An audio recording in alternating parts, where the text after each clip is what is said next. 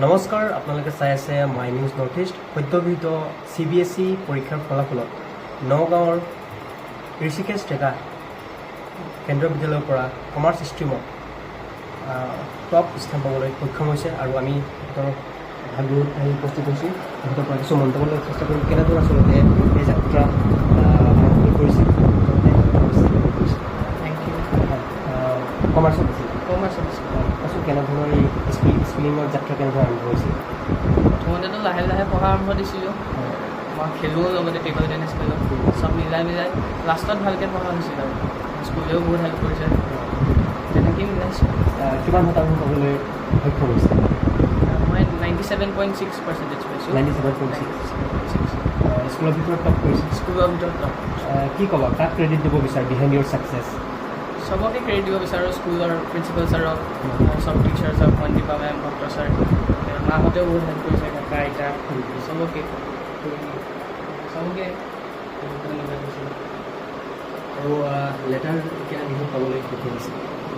মই গোটেইকেইটাতে 95+ পাইছোঁ, গোটেইকেইটা ছাবজেক্টতে। হায়েষ্ট ইকনমিক্স আৰু বিজনেছ ষ্টাডিজত পাইছোঁ 99। 100 পাব লাগিছিলে আৰু 100 লাগিছিলে, 100 নাহিলে আৰু এনেকৈ ভুল হ'ল চাগে।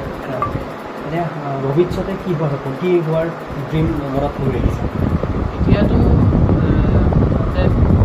ইউনিভাৰ্চিটিত যাম, তাৰপিছত চাওঁ এতিয়া ভবাও নাই ইমান য'ত পিনে নিয়ে আৰু এণ্ট্ৰেঞ্চো আছে, সেইটো কাৰণে পঢ়ি থাকিব লগা হৈছে।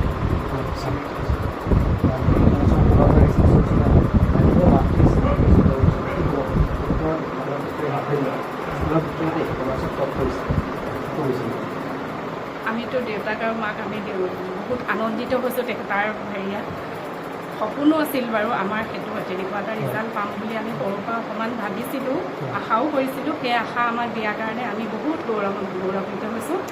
আৰু তাৰ লগতে মই প্ৰথম প্ৰিন্সিপাল ছাৰকে মুখ্য কৰি মণিদীপা মেম আৰু কেন্দ্ৰীয় বিদ্যালয়ৰ সকলো ছাৰসকললৈ মই প্ৰথমতে আন্তৰিক অভিনন্দন জ্ঞাপন কৰিছোঁ।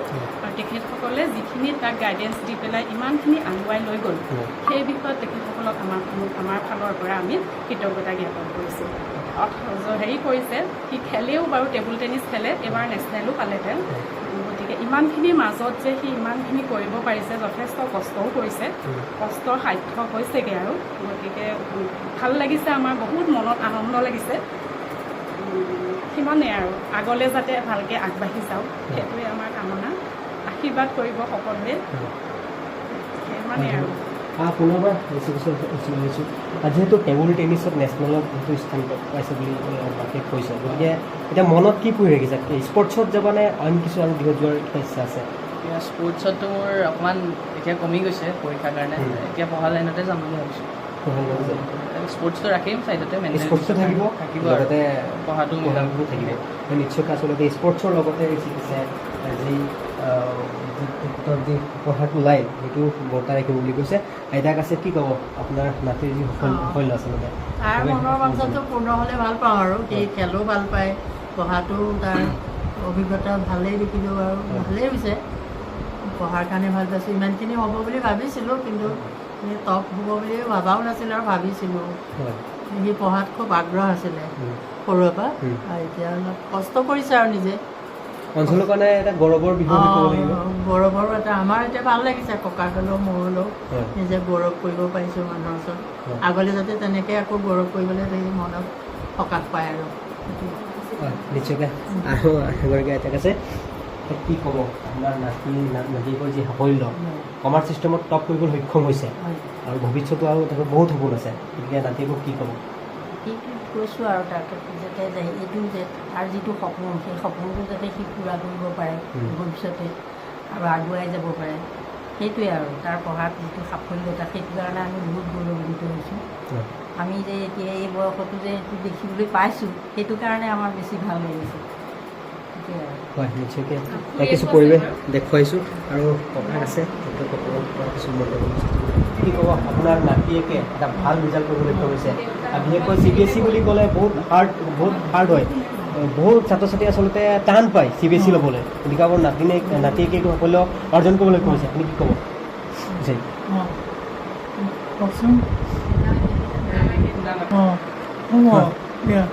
হয়, কি ক'ব? ভাল লাগিছে? ভাল লাগিছে অঁ ঠিক আছে, মোক জানিব বিচাৰিছোঁ যিহেতু CBSE বুলি ক'লে প্ৰায় ছাত্ৰ ছাত্ৰী আচলতে টান হাৰ্ড পায় CBSE ক'লে মানে চেণ্ট্ৰেল বৰ্ড হৈ যায় ল'বলৈ টান পায় গতিকে যিসকল ছাত্ৰ ছাত্ৰী CBSE আহিব বিচাৰিছে বা পৰৱৰ্তী যিসকলে এতিয়া হায়াৰ ছেকেণ্ডেৰী এক্সামৰ মেট্ৰিক এক্সাম দিব তেওঁলোকলৈ কি কয় বেছি হাৰ্ড মানে কি অকণমান কনচেপচুৱেল কুৱেশ্যন সোধে আৰু আগৰ পৰা অকণমান লাহে লাহে পঢ়ি থাকিলে ঠিকেই যাব চব চেকিংবোৰ নৰ্মেলিয়ে হয় ইমান টান নহয় বাট কুৱেশ্যনছবোৰ অকণমান টান আহে আৰু অকণমান বুজিবলগীয়া হয় প্ৰথমৰ পৰা পঢ়ি থাকিলে ঠিকে থাকিব প্ৰথমৰ পৰাই লাহে লাহে চব মিলাই লাষ্টত ভালকৈ পঢ়ি দিলে চবৰে ঠিক হ'ব আৰু মানে ডেইলি মেইনটেনেঞ্চটো থাকিব ডেইলি অকণমান একদম 10-12 ঘণ্টা সদায় পঢ়ি সেইটোও নকওঁ লাহে লাহে প্ৰথমৰ পৰা অকণমান কনচেপ্টবোৰ ক্লিয়াৰ ৰাখে অধ্যয়ন এনে কেনেধৰণে কৰিছিলা মইতো প্ৰথমতে অকণমান পঢ়োঁ খেলো মিলাওঁ চব মিলাই লাষ্টত বেছিকৈ পঢ়িছিলোঁ আৰু আগৰ পৰাই কনচেপ্ট ক্লিয়াৰ আছিল কাৰণে অকণমান ভাল আছিল আৰু তেনেকৈ মিলাওঁ চিকিৎসক ঘূৰি আছে কি ক'ব আপোনাৰ গোটেই জেগাই ভাল এটা ৰিজাল্ট কৰিবলৈ ধৰিছে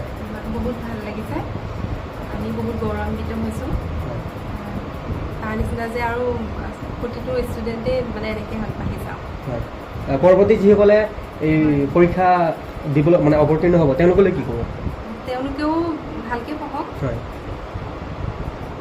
একো বিচাৰিছে আৰু মাকৰ ওচৰলৈ যাম কি ক'ব যিসকল পৰৱৰ্তী যিসকলে দিব বিচাৰে আপোনাৰ CBSE অৱতীৰ্ণ হ'ব হায়াৰ ছেকেণ্ডেৰী মেট্ৰিকলে সেই ছাত্ৰ ছাত্ৰীসকললৈ আপুনি কি বাৰ্তা দিব বিচাৰে তেওঁলোকেও যাতে অধ্যয়নত মনোনিৱেশ কৰি পেলাই হয় এনেকুৱা এটা ৰিজাল্ট কৰি যাতে আমাৰ অসমীয়া ল'ৰা ছোৱালীখিনিয়ে বহুত ভালকৈ আগুৱাই যায় যিহেতু আজিকালি আমাৰ কম্পিটিটিভ এক্সামবোৰত আমাৰ অসমীয়া ল'ৰা ছোৱালীও কিন্তু কোনো পিছ পৰি থকা নাই গতিকে তেওঁলোকে যত্ন কৰিলে কষ্টৰ সাধ্য হ'বই লাঘৱ হ'বই আৰু এটা পাবই মানে শেষত গৈ ধৈৰ্য ধৰি পঢ়িবই লাগিব কষ্ট কৰিবই লাগিব গতিকে কৰি যোৱাটোৱে মই কামনা কৰোঁ যাতে আমাৰ নগাঁও চেণ্ট্ৰেল স্কুলৰ এনেকৈ সুনাম আৰু বৃদ্ধি হওক আমাক যেনেকৈ লৈছে অভিভাৱকসকলক তেনেকৈ যাতে প্ৰতিটো ল'ৰা ছোৱালী আগবাঢ়ি যাওক আমাৰ সেয়ে কামনা হয় নিশ্চয়কৈ এয়া কৰিব দেখুৱাবলৈ চেষ্টা কৰিলোঁ ঋষিকেশ ডেকাৰ ঘৰৰ পৰা তেওঁলোকে কেন্দ্ৰীয় বিদ্যালয়ত অধ্যয়ন কৰি নগাঁও কেন্দ্ৰীয় বিদ্যালয়ত অধ্যয়ন কৰি কমাৰ্চ শাখাত টপ কৰিবলৈ সক্ষম হৈছে 97.6% পাবলৈ সক্ষম হৈছে আৰু তেখেতে কৈছে মনত কৰি ৰাখিছে স্পৰ্টছৰ ক্ষেত্ৰতো সময় বৰ্তাই ৰাখিব আৰু লগতে দিল্লী ইউনিভাৰ্চিটিতো পঢ়াৰ সপোন কৰি ৰাখিছে আৰু আমি কিছু পৰিৱেশ দেখুৱাবলৈ চেষ্টা কৰিলোঁ ঋষিকেশ ডেকাৰ ভাগৰ পৰা